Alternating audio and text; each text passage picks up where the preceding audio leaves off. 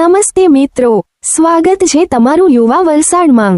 આજે વલસાડ જિલ્લાના ધરમપુર અને કપરાડા તાલુકાના એક મહત્વના અને સંવેદનશીલ મુદ્દા પર વાત કરીએ। તાજેતરમાં ધરમપુર અને કપરાડા તાલુકાના 10મી વધુ ગામોના હિન્દુ રહેવાસીઓએ મામલતદાર કચેરીમાં અરજીઓ આપી છે।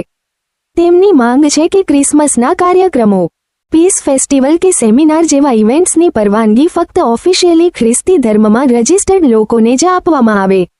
આ અરજીઓ દેવ બિરસા સેના અને આદિવાસી સંસ્કૃતિ બચાવો સેના જેવા સંગઠનો દ્વારા આપવામાં આવી છે। તેમનો આક્ષેપ છે કે આવા કાર્યક્રમોનો ઉપયોગ આદિવાસી વિસ્તારોમાં ગેરકાયદેસર ધાર્મિક રૂપાંતરણ માટે થઈ રહ્યો છે।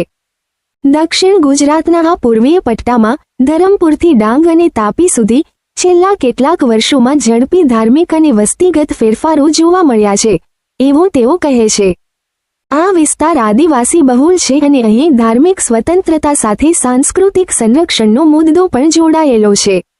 આ મુદ્દો સંવેદનશીલ છે અને બંને પક્ષના વ્યૂહ હોવા જોઈએ। પ્રશાસન આ અરજીઓ પર શું કાર્યવાહી કરે છે એના પર અમે નજર રાખીશું। મિત્રો, તમારો અભિપ્રાય શું છે? આ મુદ્દે શું થવું જોઈએ? કોમેન્ટમાં જરૂર કહેજો। વલસાડના યુવાનોનો અવાજ બનીએ છીએ અમે। વધુ અપડેટ્સ માટે સબસ્ક્રાઇબ કરો અને બેલ આઇકોન દબાવો। આવજો। જય હિન્દ।